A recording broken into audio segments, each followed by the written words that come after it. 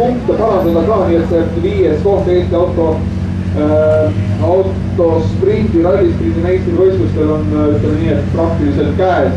Võib-olla seal nibin-nabin siia-sinna.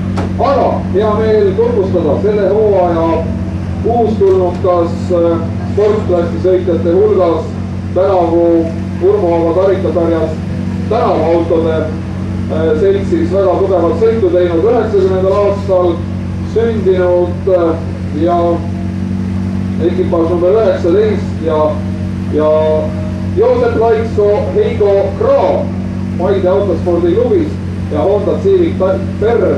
No, Joosep tegi meile show elementidega sõitu juba paar nädalat tagasi Rapla kardirajal ja kui seal siis ralli.ee sünnitava võistlus toimus, siis Joosep Laiksolt selline show elementidega sõit oli päris olemas.